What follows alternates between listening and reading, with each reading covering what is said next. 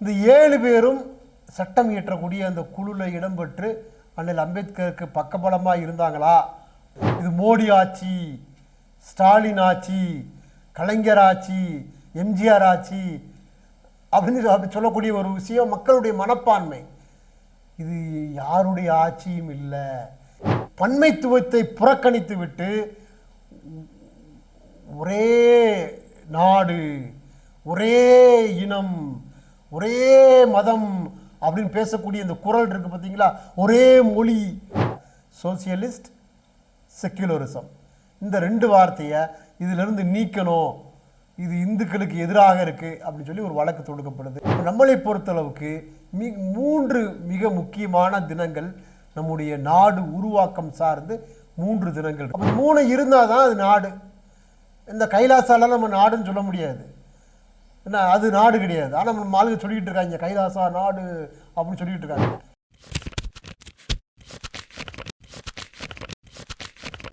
அனைவருக்கும் வணக்கம். இன்றைக்கு நாடு முழுவதும் அரசமைப்பு தினம், கான்ஸ்டிடியூஷன் டே வெகு சிறப்பாக அனுசரிக்கப்பட்டு கொண்டிருக்கு. 2024ஆம் ஆண்டு நவம்பர் 26 அப்படின்றது அரசமைப்பு தினத்துக்கு கூடுதல் சிறப்பு சேர்க்கக்கூடிய ஒரு ஆண்டாக மாறி இருக்கிறது. காரணம், இந்த ஆண்டு 75வது ஆண்டாக அரசமைப்பு தினத்தை நாம் அனுசரிக்கிறோம். ஏன் நவம்பர் 26 அரசமைப்பு தினம் அனுசரிக்கப்படுது? நம்முடைய நாடு சுதந்திரத்துக்காக, விடுதலைக்காக போராடிய அந்த காலம் பலருக்கும் மறக்க முடியாத காலம்.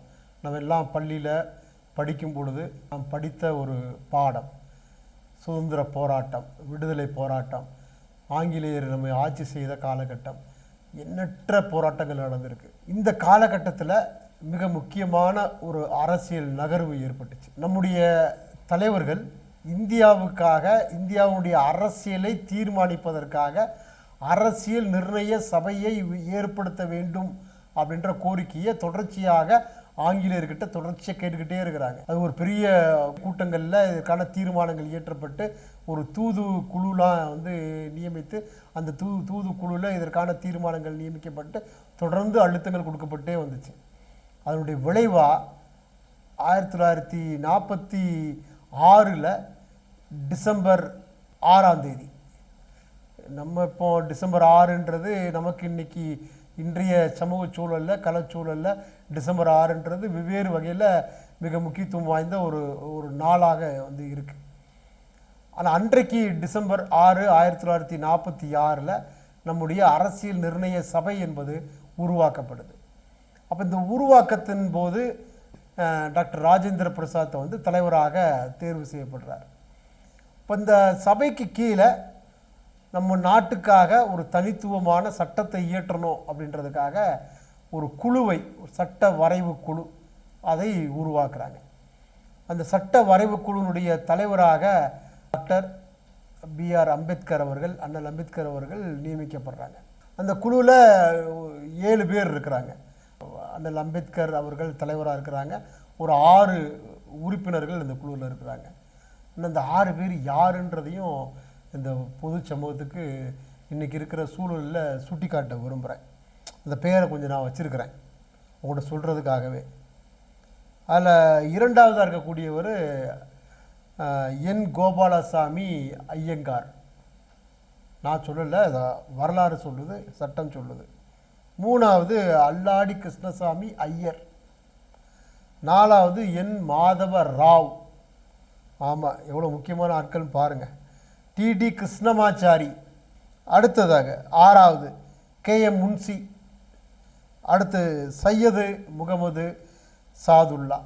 இந்த 7 பேர் நம்முடைய அரசமைப்பு உருவாக்க குழுவில் இடம்பெறாங்க. இந்த 7 பேரும் சட்டம் இயற்றக்கூடிய அந்த குழுவில் இடம்பெற்று அண்ணல் அம்பேத்கருக்கு பக்கபலமாக இருந்தாங்களா அப்படின்ற ஒரு கேள்வியை எழுப்பினோம்னா பதில் இல்லை அப்படின்னு தான் வருது. 1-2 பேர் அண்ணல் அம்பேத்கர் அவர்களோடு சேர்ந்து அண்ணல் அம்பேத்கர் இரவு பகல் பாராமல் மிக கடுமையாக பணியாற்றி உலகத்தில் இருக்கக்கூடிய 60க்கும் மேற்பட்ட நாடுகளுடைய அரசமைப்பு சட்டத்தை ஆய்வு செய்து, இன்னும் குறிப்பாக நமக்கெல்லாம் முன்னாடி 1700கள் காலகட்டத்திலேயே அமெரிக்காவில் வந்து அரசமைப்பு சட்டத்தை உருவாக்கின ஒரு ஒரு மிக பழமையான ஒரு அரசியலமைப்பு சட்டம் அப்படின்னா அமெரிக்காவுடைய அரசியலமைப்பு சட்டம். அந்த அமைப்பு சட்டத்தில் வந்து என்ன இருக்குது அப்படின்ற விஷயத்தை வந்து அதையும் ஆய்வுக்கு உட்படுத்தி அதில் இருக்கக்கூடிய சாராம்சங்களை எல்லாம் பார்த்து அதிலிருந்து நம்ம நாட்டுக்கான ஒரு ஒரு சட்டத்தை மிகச்சிறப்பான வலிமையான மிகப்பெரிய ஒரு சட்டத்தை ஏற்றுவதற்கான பொறுப்பை ஒரு ஒரு தனி மனிதராக நின்று அதை செய்து முடித்த பெருமைக்குரிய ஒரு நபர் தான், ஒரு ஆளுமை தான் டாக்டர் அண்ணல் அம்பேத்கர் அவர்கள். ஸோ இந்த இந்த பணி அப்படின்றது வந்து ஒரு ஒரு சாதாரணமாக ஒரு கட்டுரை எழுதுறதுக்கான பணி இல்லை, சும்மா நமக்கு இங்கே இப்போ வரக்கூடிய சட்டங்களை உருவாக்குவதற்கான பணி இல்லை. இது நம்முடைய தாய் சட்டத்தை உருவாக்கக்கூடிய பணி, அடிப்படை சட்டத்தை உருவாக்கக்கூடிய ஒரு பணி. இந்த சிரமமான ஒரு பணியை, சவால் நிறைந்த ஒரு பணியை முன்னெடுத்து வீரியமாக செய்து சாதித்தவர் தான் அண்ணல் அம்பேத்கர் அவர்கள். இந்த காலகட்டத்தில் அரசியல் நிர்ணய சபையில் தொடர்ச்சியாக கூட்டங்கள் நடந்துக்கிட்டே இருக்கும், அமர்வுகள் நடந்துக்கிட்டே இருக்கும். அந்த அமர்வுகளை இது சார்ந்த சட்டம் உருவாக்கப்பட்ட விஷயங்களை அவ்வப்போது இந்த கூட்டங்களில் விவாதத்துக்கு உட்படுத்துவாங்க. கிட்டத்தட்ட இந்த அரசியல் நிர்ணய சபை உருவான காலகட்டத்திலிருந்து அது நிறைவுக்கு வரும் வரை 11 விதமான கூட்டங்கள், அமர்வுகள் தனித்தனியாக வெவ்வேறு காலகட்டத்தில் நடந்திருக்கு. 11 விதமான அமர்வுகள்.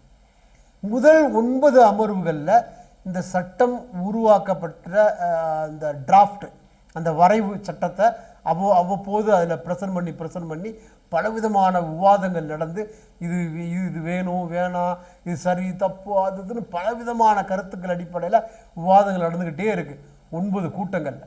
10வது கூட்டம் நவம்பர் 26, 1949. இந்த நாள் ரொம்ப முக்கியமான நாள். இந்த நாளில் 10வது கூட்டம் நடக்குது. அந்த கூட்டத்தில் அண்ணல் அம்பேத்கர் தலைமையிலான குழு உருவாக்கிய அந்த சட்டம் அரசியல் நிர்ணய சபையால் ஏற்றுக்கொள்ளப்படுகிறது. இந்த ஏற்றுக்கொள்ளப்பட்ட இந்த நாள் தான் ரொம்ப சிறப்பு வாய்ந்த ஒரு நாள். அப்போ நம்ம சட்டத்துறை ஏற்றுக்கொண்ட இந்த நாளை சிறப்பிக்கக்கூடிய வகையில், நினைவு கூறக்கூடிய வகையில் ஒவ்வொரு ஆண்டும் நவம்பர் 26 என்பது அரசமைப்பு நாளாக நாம் எல்லோரும் அனுசரித்து கொண்டிருக்கிறோம். 2015க்கு முன்னாடி தேசிய சட்ட தினம் அப்படின்னு இந்த நாளை வந்து சிறப்பாக அனுசரிக்கப்பட்டுச்சு, இந்தியா முழுவதும் அனுசரிக்கப்பட்டுச்சு. 2015 இது தேசிய சட்ட தினம் அப்படின்றதுக்கு பதிலாக அரசமைப்பு தினம் அப்படின்னு சொல்லி அதை மாற்றி அப்போ ஒரு ஒரு ஒன்றிய அரசு ஒரு உத்தரவு போடுறாங்க. அதன் அடிப்படையில் கான்ஸ்டியூஷன் டே அப்படின்னு சொல்லி நவம்பர் 26 2015க்கு பிறகு இப்போ வரைக்கும் இதை ஒரு அரசமைப்பு தினமாக நாம் எல்லோரும் அனுசரித்து கொண்டிருக்கிறோம். சரி, அப்போ இந்த 10வது கூட்டத்தில் இது ஏற்றுக்கொள்ளப்பட்டுச்சுன்னு நான் சொன்னேன். 11வது கூட்டம் மிக முக்கியமான ஒரு கூட்டம், அதுதான் அரசியல் நிர்ணய சபையினுடைய கடைசி கூட்டம். அந்த கூட்டம் ஜனவரி 24, 1950 நடக்குது. நம்ம எல்லாருக்கும் தெரியும், ஜனவரி 26 தான் நமக்கு குடியரசு தினம் அப்படின்னு சொல்லி தெரியும். நம்ம பள்ளியில் படிக்கிறதுல காலகட்டத்தில் வந்து நம்ம கொண்டாடி இருக்கிறோம், ரைட்? அப்போ இந்த ஜனவரி 24 இந்த ஏற்றுக்கொள்ளப்பட்ட அரசமைப்பு சட்டத்தினுடைய இறுதி வடிவத்தை முழுமையாக பரிசீலனை செய்து அதை நடைமுறைக்கு ஜனவரி 26 கொண்டு வர்றாங்க. இந்த நாள் நம்ம குடியரசு தினமாக, மக்களாட்சி தினமாக இந்தியா முழுவதும் நம்ம கொண்டாடிட்டு இருக்கோம். அப்போ நம்மளை பொறுத்தளவுக்கு 3 மிக முக்கியமான தினங்கள் நம்முடைய நாடு உருவாக்கம் சார்ந்து 3 தினங்கள். முதலாவது ஆகஸ்ட் 15, 1947 நம் நாடு சுதந்திரம் பெற்ற தினம். இரண்டாவது 1949 நவம்பர் 26 நம்முடைய அரசமைப்பு சட்டம் ஏற்றுக்கொள்ளப்பட்ட நாள், ரைட்?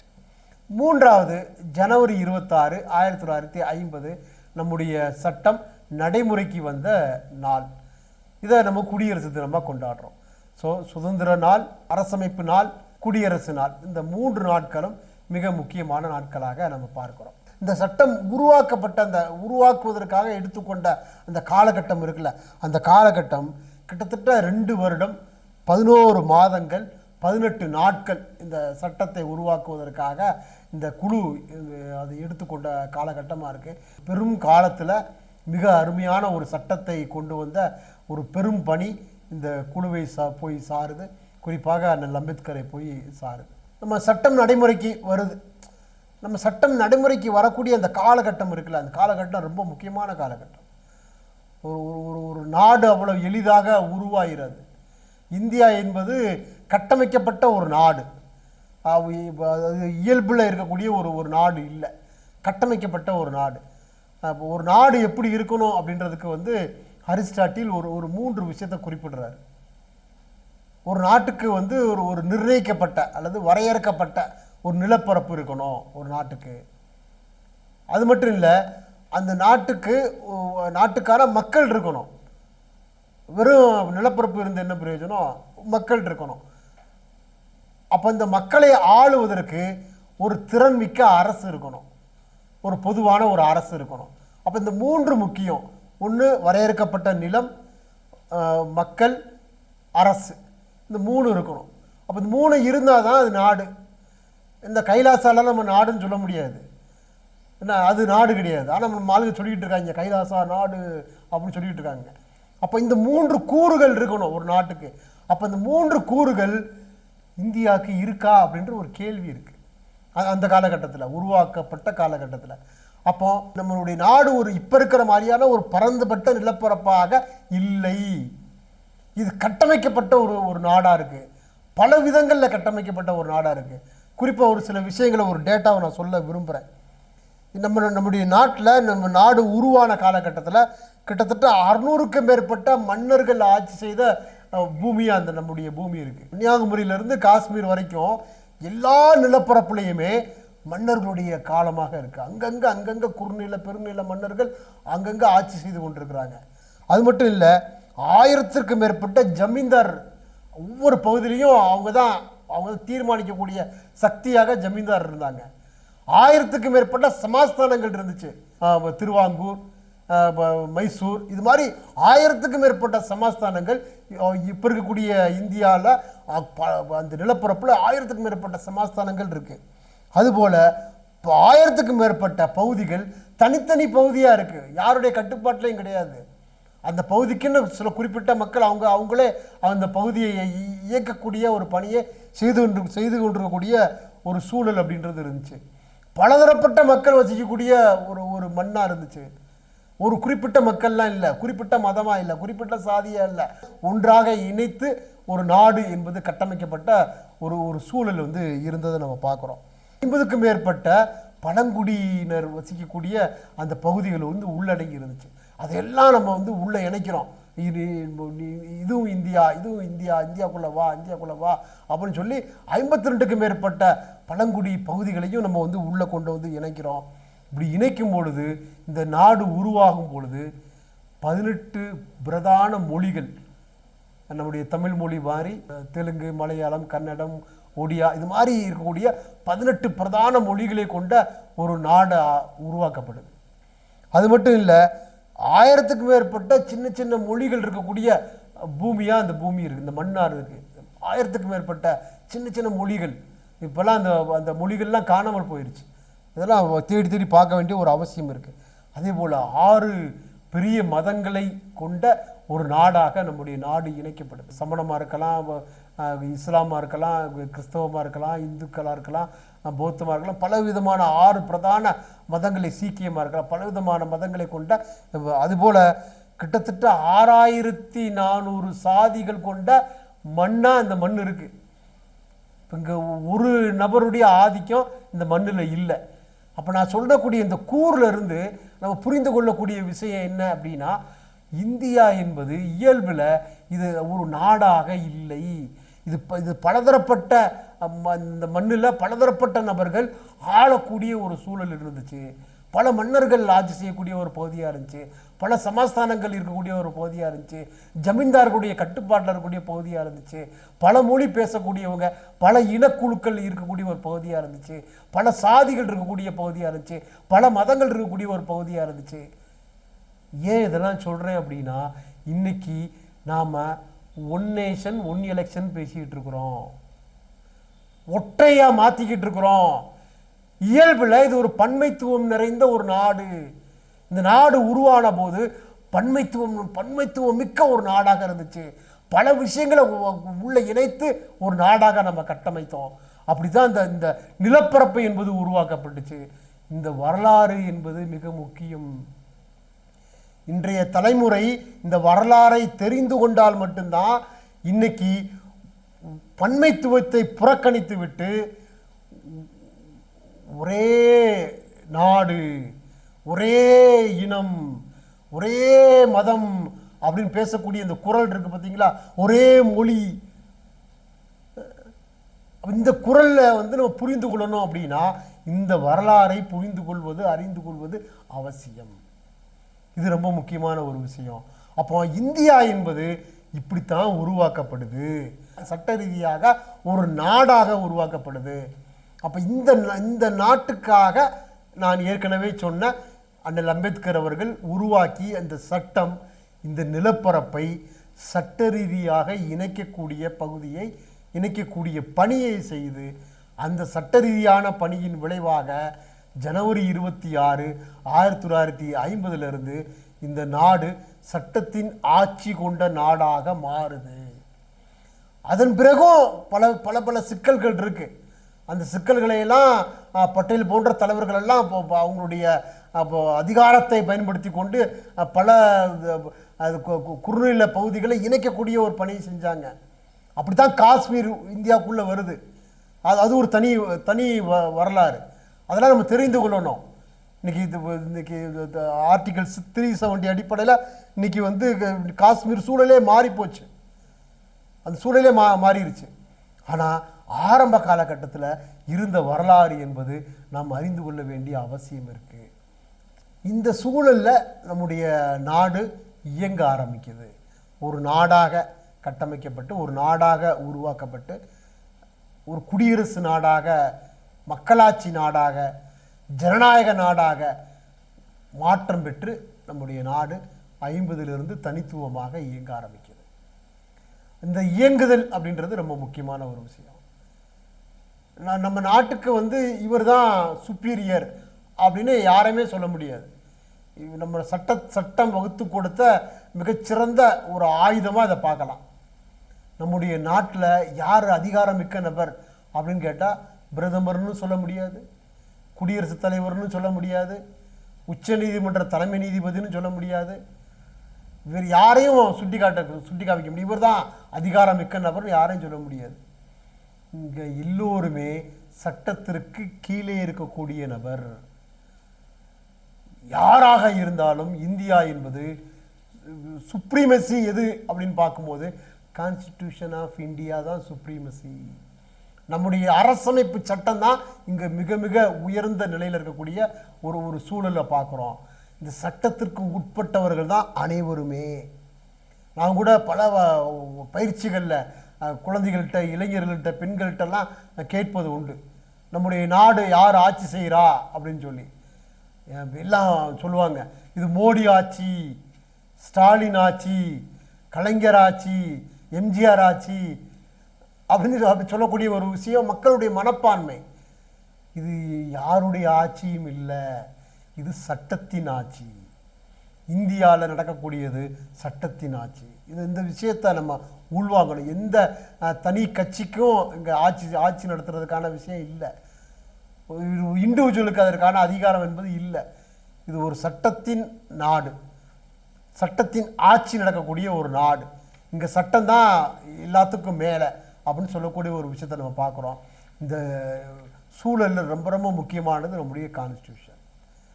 நம்ம கான்ஸ்டியூஷனில் மிக முக்கியமான ஒரு பகுதி அப்படின்றது அரசமைப்பு சட்டத்தினுடைய முகப்புரை. சட்டத்தினுடைய முதல் பக்கத்தில் உள்ள திருப்பும் போது முதலாவதாக இருக்கக்கூடியது முகப்புரை. பல பேர்கள் அதை சொல்கிறாங்க, தோற்றுவாயின்னு சொல்கிறாங்க, முக உரைன்னு சொல்கிறாங்க, முகப்புரைன்னு சொல்கிறாங்க. ஆங்கிலத்தில் ப்ரீஆம்பிள் என்று அழைக்கப்படுகிறது. இந்த ப்ரீஆம்பிள் ரொம்ப ரொம்ப முக்கியமானது. அரசமைப்பு சட்டத்துக்கு உள்ளே இருக்கக்கூடிய அந்த ஜூஸ், மைய சாராம்சம், அந்த ஜூஸை மட்டும் வெளிப்படுத்தக்கூடிய ஒரு பகுதியாக இந்த ப்ரீஆம்பிள் இருக்குது. இந்த ப்ரீஆம்பிளில் எதை மையப்படுத்தி இருக்குது? இறையாண்மை என்பது பிரியாம்பிள்ல சுட்டிக்காட்டப்படுது. இது ஒரு ஜனநாயக நாடுன்னு சுட்டிக்காட்டப்படுது. இது ஒரு சமத்துவ நாடுன்னு சொல்லப்படுது. சமயச்சார்பற்ற நாடுன்னு சொல்லப்படுது. சகோதரத்துவம் இந்த சகோதரத்துவ மதிப்பீடை இந்த பிரியாம்பிள் சுட்டிக்காட்டுது. சமூக நீதியை இந்த பிரியாம்பிள் வலியுறுத்துது. இதெல்லாம் பிரியாம்பிள் வலியுறுத்தக்கூடிய மிக முக்கியமான விஷயங்களாக இருக்கு. இதையெல்லாம் இன்றைக்கு நாம் உச்சரிக்க வேண்டிய ஒரு சூழலில் இருக்கிறோம். இந்த பிரியாம்பிள முகப்புரையை காக்க வேண்டிய ஒரு கடமையில் இருக்கிறோம். இந்த பிரியாம்பிள்ல ஒரு மாற்றத்தை ஏற்படுத்துவதற்கு ஒரு சிலர் முயற்சி செய்து கொண்டே இருக்கிறாங்க. சிலருடைய நான் முன்னாடி சொன்னேன் இந்த நாடு எப்படி உருவாச்சு அப்படின்னு. ஒரு குறிப்பிட்ட நிலப்பரப்பு இல்லைன்னு நான் சொன்னேன். பலதரப்பட்ட நிலப்பரப்புகள் ஒன்றாக இணைக்கப்பட்டு இந்த நாடு உருவாக்கப்படுதுன்னு நான் சொன்னேன், உருவாக்கப்பட்டுச்சுன்னு சொன்னேன். அப்போ இன்றைக்கு இந்த இந்த பிரியாம்பிள் சிலருடைய கண்களை உறுத்தி கொண்டே இருக்கு. இந்த பிரியாம்பிள் இருக்கக்கூடிய 2 வார்த்தையை அப்படியே யோசிக்கிறாங்க. ஆகா, நம்முடைய சித்தாந்தத்துக்கு எதிராக இருக்குதே அப்படின்னு யோசிக்கக்கூடிய சக்தி இங்க இருக்கு. இந்த பிரியாம்பிள் இருக்கக்கூடிய சோசியலிஸ்ட் அப்படின்ற ஒரு வார்த்தை, செக்யூலரிசம் அப்படின்ற வார்த்தை, இந்த 2 வார்த்தையும் ஆகா நமக்கு டேஞ்சரா இருக்கே, நாம இது இந்துத்துவ நாடுன்னு சொல்றோமே, நமக்கான நாடுன்னு சொல்றோமே, அப்படி சொல்லுவதை கட்டுப்படுத்தக்கூடிய வகையில் இந்த பிரியாம்பிள் இருக்கிற இந்த 2 வார்த்தையும் இருக்கே, இதை எப்படியாவது கட் பண்ணி தூக்கி அப்படியே வெளியில் போட்டுறணும் அப்படின்னு நினைக்கக்கூடிய கூட்டம் இங்கே இருக்கு. அது வெறும் கூட்டமாக மட்டும் இல்லை, முயற்சி எடுக்கிறாங்க. உச்ச நீதிமன்றத்தில் வழக்கு தொடுக்கிறாங்க. பிரியாம்பிள் இருக்கக்கூடிய இந்த 2 வார்த்தையை நீக்கணும் அப்படின்னு வழக்கு தொடுக்கிறாங்க. நான் இன்னும் ஒரு விஷயத்தை நான் சொல்லிட்டு இந்த விஷயத்துக்கு வர்றேன். நம்ம சட்டம், அரசமைப்பு சட்டம் நடைமுறைக்கு வந்த காலகட்டத்தில் இருந்து இப்போ வரைக்கும் 2024 இன்னைக்கு தேதி வரைக்கும் இதுவரை நம்முடைய அரசமைப்பு சட்டம் 105 முறை சட்ட திருத்தம் செய்யப்பட்டிருக்கு, அமெண்ட்மெண்ட்டுக்கு உள்ளாயிருக்கு 105 முறை.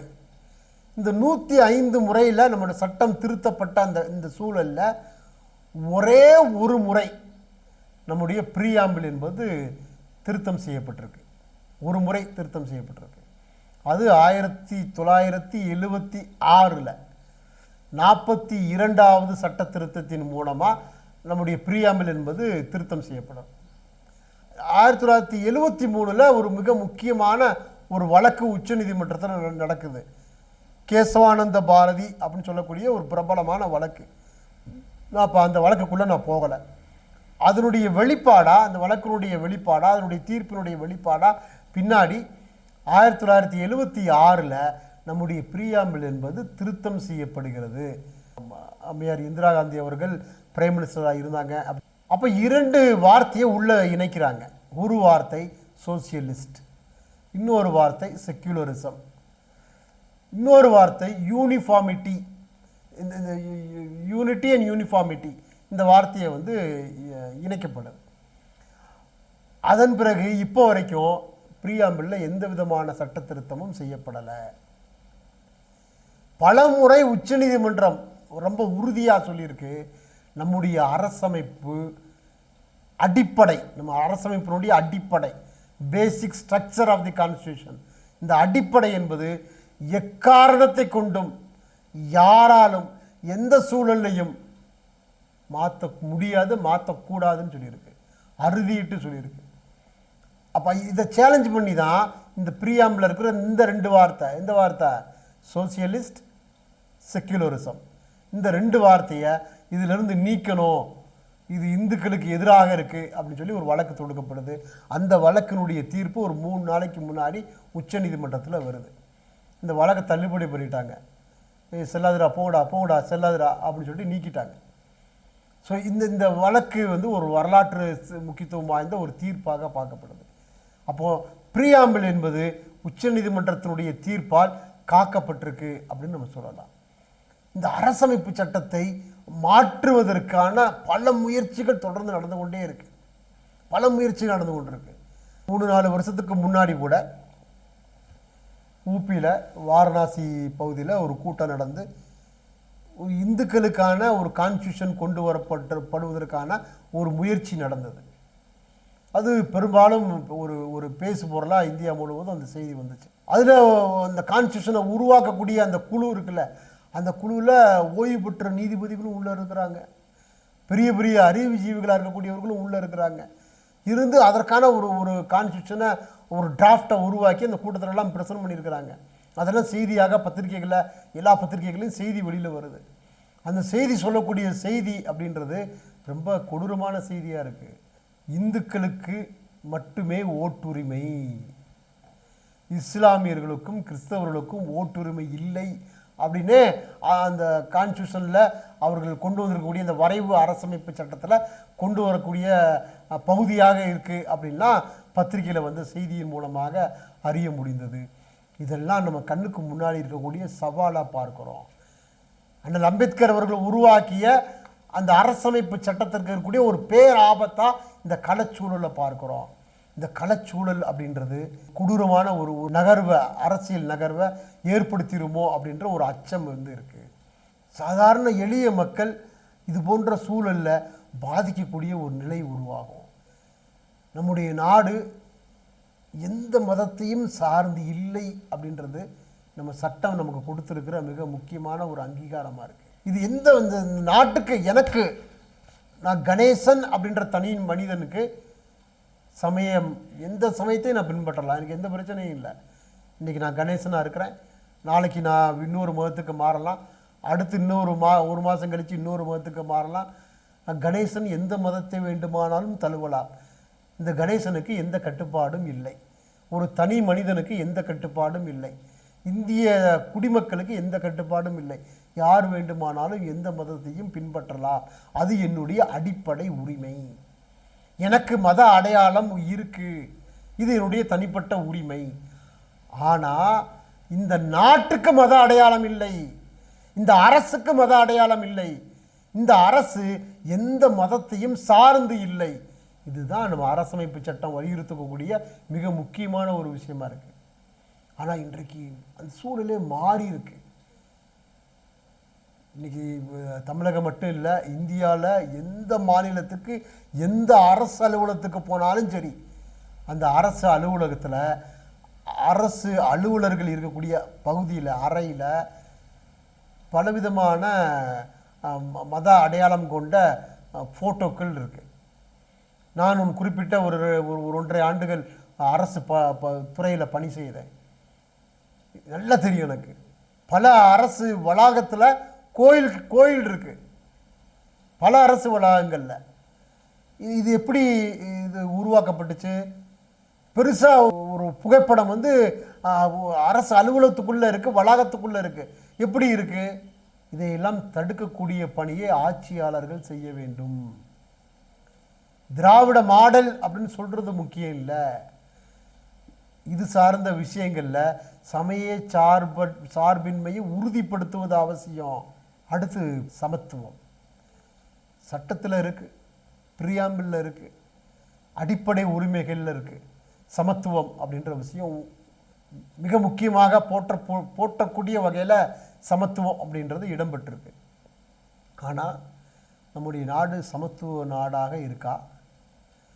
பாலின அடிப்படையில், சாதி அடிப்படையில், மத அடிப்படையில், இன அடிப்படையில், பொருளாதார அடிப்படையில், மொழி அடிப்படையில் சமத்துவம் இருக்கா? 75 ஆண்டு அரசமைப்பு தினத்தை நீங்கள் கொண்டாடிக்கிட்டு இருக்கிறோம், இந்தியா முழுவதும் அனுசரித்து கொண்டிருக்கிறோம். 75வது ஆண்டுன்னு சொல்கிறோம். மகிழ்ச்சி தான், மகிழ்ச்சி, அருமையான விஷயம், அதில் மாற்றுக்கிறது இல்லை. ஆனால் நம்முடைய அரசமைப்பு சட்டம் வலியுறுத்தி இருக்கிற சமத்துவம் அப்படின்றது இன்னைக்கு களத்தில் இருக்கா அப்படின்றது ரொம்ப முக்கியம். எங்கள் தாத்தா பள்ளிக்கூடத்தில் படிக்கும்போது பாட புத்தகத்தில் படிக்கிறாரு, தீண்டாமை ஒரு பெருங்குற்றம், பாவச் செயல், தண்டனைக்குரிய செயல் அப்படின்னு சொல்லி படித்தார். எங்கள் அப்பாவும் படித்தார், நானும் படித்தேன், இப்போ என் பையனும் படிச்சுக்கிட்டு இருக்கிறான். தலைமுறையாக அதை படிச்சுக்கிட்டு இருக்கிறோம். சமத்துவம் கண்ணுக்கு தெரியல. சின்ன நகர்வு இருக்குது, மாற்று கருத்து இல்லை, சின்ன நகர்வு இருக்குது. ஆனால் இன்றைக்கும் பாகுபாடு நிறைந்த நாடாக இந்தியா இருக்குது. எல்லா விதமான பாகுபாடும் நம்ம நாட்டில் இருக்கு. பாலின ரீதியாக, சாதி ரீதியாக, மத ரீதியாக, மொழி ரீதியாக, இன ரீதியாக எல்லா விதத்திலும் பாகுபாடு இருக்கு. பொருளாதார ரீதியாக பாகுபாடு இருக்கு. எல்லா மட்டங்களிலும் பாகுபாடு இருக்கு. அப்ப இந்த பாகுபாடை களைவதற்கு, சமத்துவத்தை ஏற்படுத்துவதற்கான முயற்சி என்ன? இடஒதுக்கீடு என்பது ஒரு கருவியாக மட்டும்தான் இருக்கு. சமத்துவத்தை அடைவதற்கான ஒரு பாதையாக தான் இருக்கு. அதுவே ஒரு தீர்வு இல்லை. அது ஒரு பாதை, ஒரு தற்காலிக பாதை. ஆனால் அந்த தற்காலிக பாதை கூட கரடு முரடாக இருக்கு, பள்ளமாக இருக்கு, குண்டும் குழியுமா கிடக்கு, ஏகப்பட்ட ஓட்டைகள் இருக்கு. இடஒதுக்கீடுல அதை கூட ஒழுங்காக நடைமுறைப்படுத்த முடியல. இன்னமும் சாதிவாரி கணக்கெடுப்புக்கு அரசுகள் தயாராக இல்லை. ஏன் தயாராக இல்லை? சாதிவாரி கணக்கெடுப்பு நடத்தும் பொழுது தானே எந்த சாதி எத்தனை சதவீதம் இருக்காங்கன்னு தெரிந்து அந்த சாதிக்கு ஏற்ப இடஒதுக்கீடு முறையை மாற்றியமைக்க முடியும். ஒரு குறிப்பிட்ட சதவீதம் இருக்கக்கூடிய சமூகம் பெரும் அளவில் இடஒதுக்கீடு சார்ந்த பலனை அனுபவிக்கக்கூடிய சூழல் இன்றைக்கு இருக்கு. அப்போ இந்த நிலையில் ஒரு மாற்றத்தை ஏற்படுத்தணும்னா சாதி ரீதியான கணக்கெடுப்பு என்பது ஒரு காலத்தினுடைய கட்டாயமாக இருக்குது. நம்முடைய அரசு இதை கட்டாயம் செய்யணும். குறிப்பாக தமிழ்நாடு அரசு சாதி வாரியான கணக்கெடுப்பை நடத்து இந்தியாவுக்கு ஒரு முன்மாதிரியாக இதற்கான ஒரு சட்ட ரீதியான போராட்டத்தை முன்னெடுக்கணும் அப்படின்றது மக்களுடைய குரலாக இன்னைக்கு மாறி இருக்கு. இன்னைக்கு சாதாரண பகுதிகளில் கூட இந்த குரல் எழும்பக்கூடிய ஒரு விஷயத்தை நம்ம பார்க்குறோம். இதெல்லாம் இன்னைக்கு கண்ணுக்கு முன்னாடி இருக்கக்கூடிய ஒரு விஷயமா இருக்கு. அரசமைப்பு தினம் அப்படின்றது வெறும் கொண்டாட்டம் மட்டும் இல்லைங்க. இந்த கொண்டாட்டத்தை கடந்து இன்னமும் உரிமைக்காக போராடக்கூடிய, உரிமை மீறலால் பாதிக்கக்கூடிய ஏகப்பட்ட பேர் இன்னைக்கு இருக்கும். ஒரு நம்பிக்கையை தரக்கூடிய நாளாக அந்த நாள் இருக்கா? ஒரு பாதுகாப்பை தரக்கூடிய ஒரு நாளாக அந்த நாள் இருக்கா? இது ரொம்ப முக்கியமான ஒரு விஷயம். அப்போ எனக்கு அரசமைப்பு வலியுறுத்தக்கூடிய அடிப்படை உரிமைகளை நிஜப்படுத்துவது தான் இன்றைக்கு தேசத்தினுடைய மிக முக்கியமான கடமையாக நான் பார்க்கிறேன். நம்முடைய முகப்புரை உயர்த்தி பிடிக்கக்கூடிய அது வெறும் உரிமைகள் மட்டும் இல்லை, மதிப்பீடு, விழுமியங்கள். அந்த விழுமியங்கள் இன்னைக்கு குழந்தைகள்கிட்ட கொண்டு போய் சேர்க்கக்கூடிய, இளைஞர்கள்ட்ட கொண்டு போய் சேர்க்கக்கூடிய அந்த அந்த கடமை அப்படின்றது ரொம்ப முக்கியமாக நம்ம பார்க்கிறோம். நம்முடைய முகப்புரை உச்சரிக்கிற ஒவ்வொரு உரிமையையும் இன்றைக்கு குழந்தைகள்கிட்ட கொண்டு போய் சேர்க்க வேண்டிய அவசியம் இருக்கு. முகப்புரையை எல்லா இடங்களிலும் உரத்த குரலில் வாசிக்க வேண்டிய அவசியம் இருக்கு. இந்த முகப்புரை தமிழ்தாய் வாழ்த்து பாடப்படுவது போல, தேசிய கீதம் பாடப்படுவது போல முகப்புரை என்பது எல்லா நிகழ்வுகளிலும் வாசிக்கப்பட வேண்டும். இந்த முகப்புரை உறுதிப்படுத்துகிற அந்த உரிமை கடைசி குரலற்ற மக்கள் வரைக்கும் அந்த உரிமை போய் கிடைக்கணும். அதற்கான ஒரு வழிமுறையாக இந்த தினத்தை நான் பார்க்கிறேன். இந்த தினம் உரிமைகளை பேசுகிற தினமாக இருக்கணும், உரிமைகளை பெறுகிற தினமாக இருக்கணும், உரிமைகளுக்காக குரல் எழுப்புகிற தினமாக இருக்கணும். உரிமை மீறல் குரலற்றவர்கள் அவர்களுக்கு ஆதரவளிக்கக்கூடிய ஒரு தினமாக அந்த தினம் இருக்கணும். இது சாதியில் வேற்றுமை இல்லாமல், மத வேற்றுமை இல்லாமல், மொழி வேற்றுமை இல்லாமல், இன வேற்றுமை இல்லாமல் எல்லோரும் ஒன்றாக இணைந்து நம்முடைய அரசமைப்பு சட்டத்தை வலுப்படுத்துவதற்கான, பாதுகாப்பதற்கான, உயர்த்தி பிடிப்பதற்கான ஒரு பணியை நாம் செய்ய வேண்டும். இந்த நாளில் இதைத்தான் நாம் சூளுரைக்கக்கூடிய ஒன்றாக இருக்க வேண்டும் என்று நான் ஆசைப்படுகிறேன். இன்றைக்கு இளைஞர்கள் நம்முடைய முகப்புரையை கையில் எடுக்க வேண்டிய காலம் வந்துவிட்டது. அரசமைப்பு சட்டத்தை கையில் எடுக்க வேண்டிய காலம் வந்துவிட்டது. அடிப்படை உரிமைகளை கையில் எடுக்க வேண்டிய காலம் வந்துவிட்டது. நமக்கான கடமைகளும் இருக்கு, அதையும் கையில் எடுக்க வேண்டிய காலம் வந்துவிட்டது. இதையெல்லாம் நடைமுறைப்படுத்தக்கூடிய ஒரு விஷயத்தை நம்முடைய பொது சமூகம் செய்ய வேண்டும் என்று கேட்டுக்கொள்கிறேன். நன்றி, வணக்கம்.